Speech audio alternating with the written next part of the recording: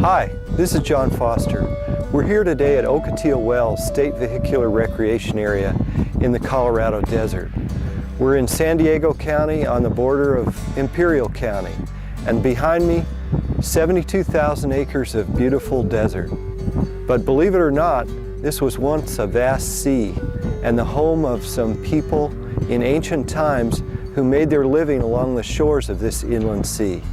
Let's go take a look at some of the sites they left behind.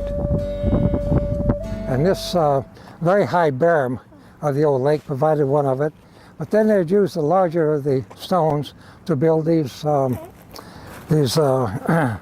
semicircular shelters, and then taking various brush and piling them up and using the stones to hold the brush down, they would have a very nice retreat from the prevailing winds that come in and out of this area.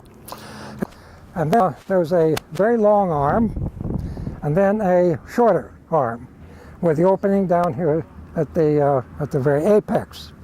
I think the reason they had the long arm was to act as either a breakwater to still the water inside the trap. So if the wind was coming in from this direction, it would be choppy over here but calm here.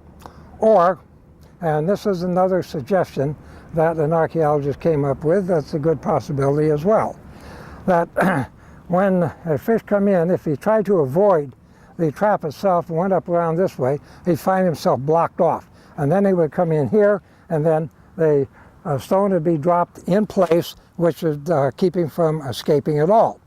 And then simply be scooped out with a net or a stick or whatever they're using. So there's another contour and another inflow of these traps. So there are about 40 traps in this section in through here. The lake apparently was here for a long while before they began building the traps. We don't know how early the traps were. They were experimenting when the lake was at 43 feet, or we don't know how many times the lake came up to that height. We're talking about here is at pretty much the lowest end of the fish trap era, and must have been sometime in the late 15th, 16th, or 17th centuries. The thing that I sense here, you know, as a descendant of people that, if not actually related to these folks, had some physical or social contact with them. So for me, when I come to these things, it's like visiting with the old folks. The things I'd like to do is just kind of pick this up and show it to you and explain that this is left over from the ancient people. This was a sandstone bowl. I don't know if you could get a good picture of this or not. You see how that curves there. So this was round. So this exemplifies the fact that there are still things here in this so-called barren or deserted place. This represents antiquity, and these are old stones, probably hammerstone, old tool. There's cremation here. There's a shell, a little piece of seashell here. So we're talking about a time where this was vibrant. You know, they're not making these sites anymore. So the thing that I remember as a child and all my growing up years, my dad would bring us to places like this. He'd point out, you know, our people would come from the mountain, as they did from these mountains, and we'd spend time in the desert.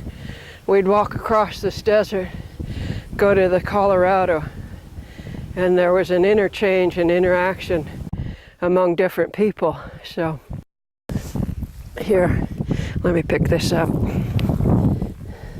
You can see it's been sitting there for years. And see how this has all been chipped off. And some battering along the edges. These are wonderful. You know, they don't look like much, but these are wonderful old tools. These things are not light. And you'll see this is a granite stone, kind of a schist granite. All the grinding here. beginning to decay a little bit. This is heavy, but if you look at the size of my bones, it kind of helps to understand these people were very strong, the women especially, and they'd bang these things in. It probably went with that sandstone bowl over there. But these things are still here. That's why it's really imperative for people in management to make an effort to kind of leave these things where they are, because they take us back to antiquity, take us back to a time that was. So this is why, you know, you want to kind of protect these sites, because this is the last that you're going to see these things. So if you allow the continued recreation into every part of the site, then there's no history for the folks that come behind you. So as you can see how it's weathered, and this wonderful piece of wonderstone, you know, where somebody probably broke it and then it chipped again. But see how the fine grain that is. The old folks picked those up and made these wonderful, wonderful tools out of them. And this is a beautiful piece of quartzite. This was another favorite stone out here that old folks like to make their tools out of. But if you look at the ground, the first impression you get is nothing but crummy old sandstone out here. So this wonderful desert that looks like nothing is full of treasures that have been left here for thousands of years.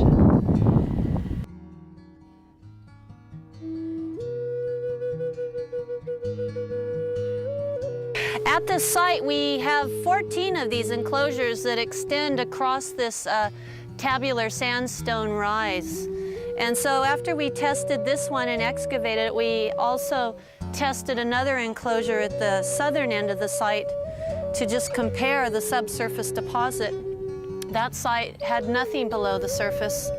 So either that enclosure was used prior to the last lake inundation, or it had a different function than this one did. This was most likely a subterranean pit house where a family was living.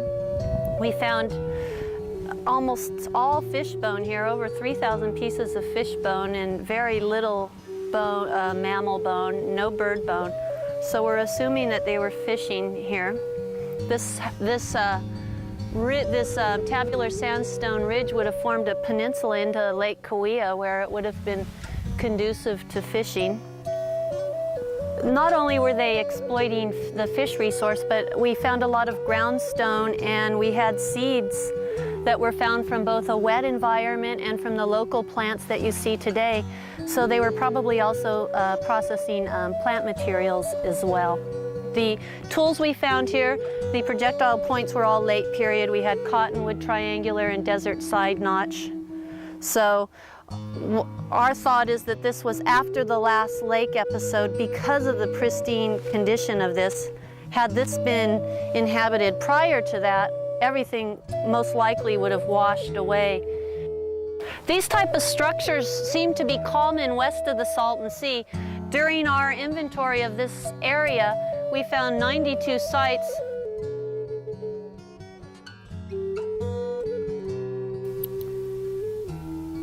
The people who built these stone shelters and left behind the artifacts and the fish traps we've seen today are gone now.